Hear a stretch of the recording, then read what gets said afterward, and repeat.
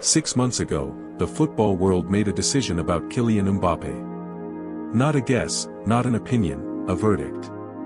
And once that verdict was out, almost nobody questioned it again. He was finished. Done. Washed up at 27. The most expensive teenager in football history, the man who once terrified defenders across Europe, had quietly become a punchline in his own dressing room. Booed by his own supporters. Stripped of the aura that used to walk onto the pitch before he did. And this wasn't happening in some hostile away ground, this was happening at home, in Madrid, the club he dreamed of as a kid.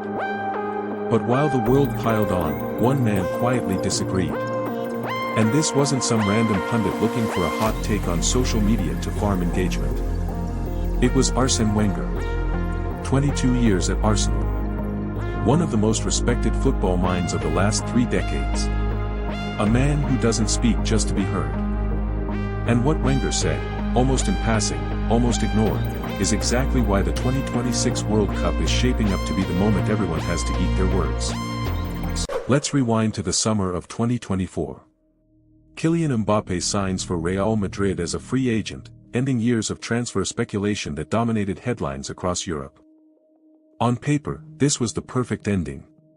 The best player on the planet, joining the biggest club in the world, for free.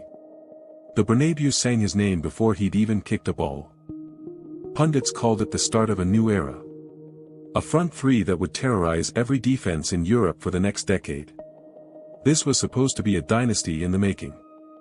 Instead, what followed became one of the most uncomfortable, scrutinized marriages in modern football, a slow-burning story that the press couldn't get enough of.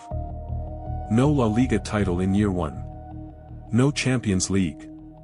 For a club that treats anything less than silverware as a crisis, this alone was enough to start the questions. Then came the reports. Tactical disagreements with his manager. Whispers about his position on the pitch, his role in the system, his willingness to adapt. Soon after, stories about friction in the dressing room started leaking to the press, the kind of stories that, once they start, are almost impossible to stop. By early 2026, something had shifted completely. The same fans who once chanted his name during his unveiling were now reacting very differently. Adoration had turned into whistles. Every heavy touch, every missed chance, every minute without a goal, the Bernabeu let him know about it, loudly. And then, in the middle of all that noise, the boos, the headlines, the endless debate, one voice cut through it all. Calm. Measured. And almost completely ignored. Not a pundit chasing clicks, not an ex-player with a grudge. Arsène Wenger, a name that still carries enormous weight across the football world. This is the man who built one of the greatest teams in Premier League history. The Invincibles. A squad that went an entire season without losing a single match. And today, this is the man FIFA trusts to oversee the future of global football development, advising on the direction of the sport at the highest level. So when Wenger spoke about Mbappé, people should have listened. Instead, what he said sounded, to most people at the time, almost insane. He said the criticism being thrown at Mbappé wasn't just harsh. It wasn't just unfair. According to Wenger, it was based on a fundamental misreading of the situation. In Wenger's words, the criticism was wrong. Not exaggerated, wrong. Factually, statistically, completely wrong. And almost nobody stopped to ask why he'd say something so direct. Here's the part that almost nobody reported properly, buried under bigger headlines about results and transfer rumors swirling around the club. Wenger didn't just defend Mbappé because he liked him, or because of some old loyalty. That's not how Wenger operates, and never has been. Instead, he laid out, calmly and clearly, exactly why the criticism aimed at Mbappé made no logical sense when you actually looked at the full picture.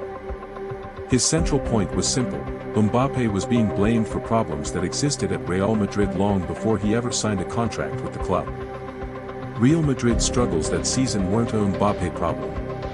They were something bigger, and pinning it all on one player ignored what was actually happening.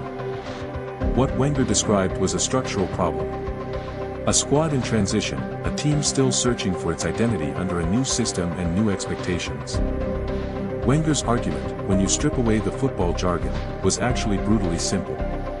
And it's the kind of argument that's hard to disagree with once you hear it. You cannot hand one player an entire broken system and ask him to fix it alone, and then blame him personally when that system stays broken. At the time, this barely registered.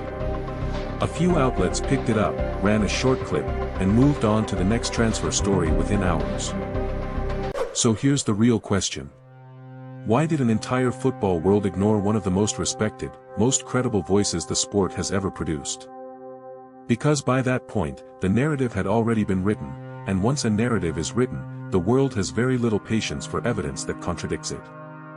Mbappé had failed, as far as the headlines were concerned. The story needed a villain. And there he was, standing right in the middle of the pitch. And remember the context here. This is a player who scored a hat-trick in a World Cup final in 2022, and still ended up on the losing side. Even before any of this Real Madrid drama started, the world already had complicated, conflicted feelings about Kylian Mbappé as a player and as a public figure. Add to that a messy, drawn-out transfer saga, and a tense, uncomfortable ending to his years at Paris Saint-Germain that left a sour taste for many fans. Then add a move to Real Madrid that, at least in year one, didn't deliver the instant trophies everyone expected from a transfer this size. Put all of that together, and the consensus didn't just form. It hardened. Fast. And once it hardened, almost nothing could shake it loose. Wenger's comments got a brief moment of attention. A few headlines, a few clips shared online. Then they vanished completely, buried under transfer rumors and the next disappointing result. But here's exactly what that consensus completely missed, the part of the story that got lost somewhere between the boos and the headlines. The actual numbers. Not the vibes. Not the narrative. The cold, hard, statistical record of what Kylian Mbappé actually did on the pitch that season. Even in his so-called failed first season at the club, Mbappé finished as Real Madrid's top scorer across all competitions. Not second. Not close. First. And not by a small margin either. We're talking about a gap that, in most seasons, would be the headline story on its own. On top of that, he won the Pichichi Trophy, the official award given to La Liga's top goal scorer of the entire season, across every single club. And he didn't stop there. He also won the European Golden Shoe, recognizing the top scorer across all of Europe's major leagues. In his first season. Go back and read that again, because it's worth sitting with for a moment. This is the player the headlines were calling a disappointment. The same player the world had quietly written off had just won two of the most prestigious individual scoring awards that European football has to offer. So here's the obvious question that almost nobody was asking at the time. If the numbers were genuinely this good, why did it feel like such a disaster? Because football, at the end of the day, doesn't run on spreadsheets. It runs on stories. And, Mbappé is struggling was simply a more compelling story than the truth. Which brings us to right now, to the 2026 World Cup. Not just another tournament. The biggest stage this competition has ever had. 48 teams. 3 host nations spanning a continent. Stadiums packed beyond capacity. This is the biggest version of the World Cup that has ever existed. 48 teams competing for the trophy. 3 host nations sharing the tournament for the first time ever. And an estimated audience of over 1 billion people watching around the world. And walking into all of that, as captain of France, is Kylian Mbappé, carrying not just the weight of his country, but a point to prove to everyone watching. This isn't 2018, when he arrived as the exciting teenager nobody saw coming, the breakout star who lit up Russia with his pace and fearlessness. And this isn't 2022 either, when he scored a hat-trick in the final and still walked away as the heartbroken runner-up, watching someone else lift the trophy. This is 2026. This is the version of Mbappé that an entire football world had already written off as finished, washed up, a cautionary tale. But it's also the version that one man, Arsène Wenger, looked at the actual evidence, and refused to write off when everyone else already had. So here's the pattern. The pattern we keep seeing, over and over again, across football, and honestly, across most things in life. The consensus moves fast. It forms quickly, hardens quickly, and spreads everywhere within days. The truth, on the other hand, moves a lot slower. Wenger saw the real picture months before almost anyone else did, while the rest of the football world was still busy writing obituaries. And it wasn't because he had access to secret information, insider sources, or some special insight nobody else had. He simply looked at the actual season, not the headlines written about it. Now, the entire football world is about to watch this exact story play out, live, on the biggest stage the sport has ever offered, with the whole planet watching. We'll be tracking this story through every single match of the tournament, every performance, every headline, every shift in the narrative as it happens in real time. Because if there's one thing this story teaches us, it's this: the warning always comes before the proof. Subscribe now, so you don't miss what happens next.